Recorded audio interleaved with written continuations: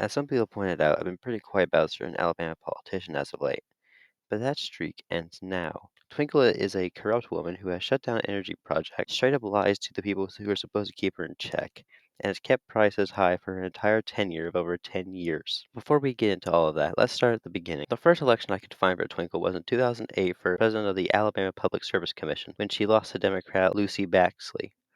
The fact that she lost to a Democrat in Alabama in 2008 is all you really need to know about how the Republicans handled her campaign the first time.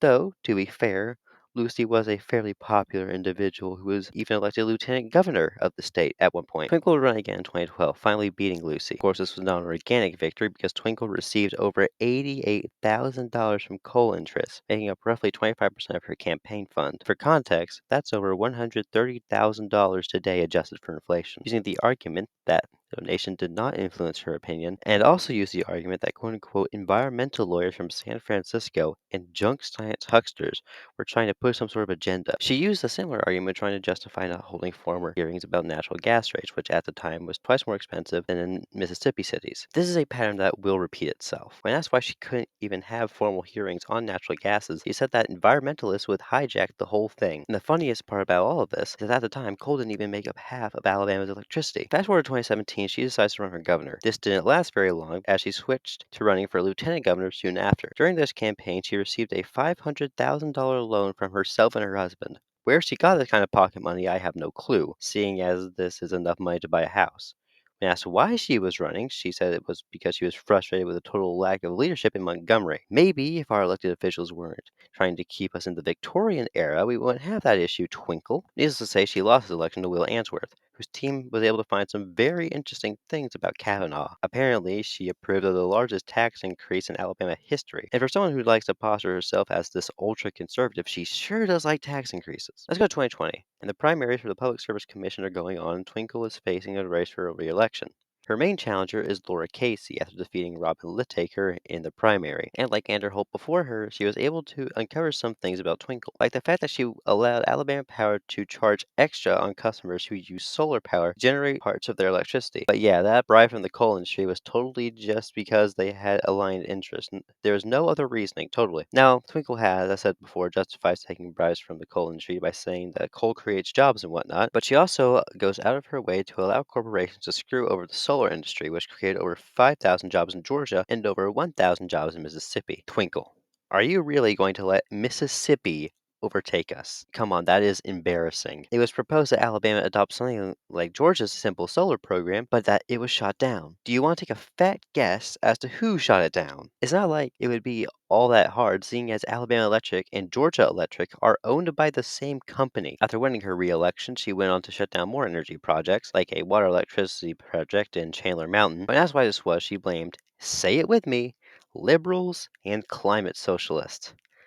Climate socialist. That's a new one at the very least. It's just pretty clear excuse making for working for the fossil fuel industry, and that's it.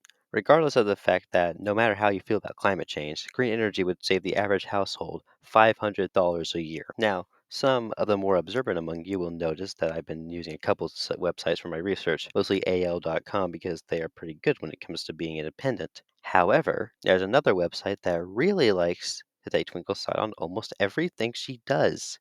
That being Yellowhammer News. If you want to know how deep this Twinkle worship goes, in 2019, Twinkle was said to be Yellowhammer News' Women of Impact. Now, let me tell you about Yellowhammer News. I think it's relevant seeing as this is the only news site that is willing to consistently endorse Twinkle. Yellowhammer News' CEO, Cliff Sims, was given a position in Donald Trump's White House. When he left the company, he left it to Tim Howe and John Ross, who were both former directors of the Alabama Republican Party. Now, I don't care if you're a Republican, Democrat, whatever. I think we can agree that our news should be honest and unbiased. Yellowhammer News is the exact opposite of unbiased. So the only organization willing to back Twinkle is a biased news site owned by former lobbyists. How sad is that? Let's go to 2024.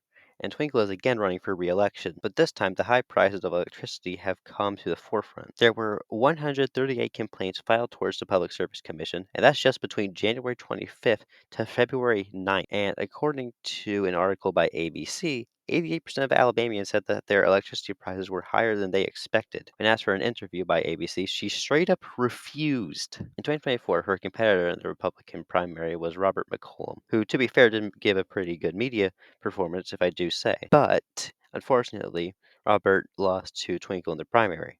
However, Robert was able to give Twinkle the largest challenge he has ever faced since 2008. So clearly, there's a large number of not only Alabamians in general, but also Republicans who do not want her in office anymore. So that brings us to the present.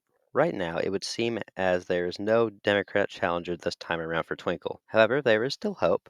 An extremely handsome write-in candidate named Robin Lynch. He is extremely cool and is running a write-in campaign against Twinkle. So, if you live in Alabama and you want Twinkle dethroned, he's your best shot. And if it isn't clear, I'm Robin Lynch. That's the name of the channel. I did all the research into Twinkle's little empire, and I wanted to put an end to it. So, if you think it's about time for Twinkle to be removed from her office, make sure to write in Robin Lynch this November 5th. Anyway, that ends this video. Subscribe if you want more.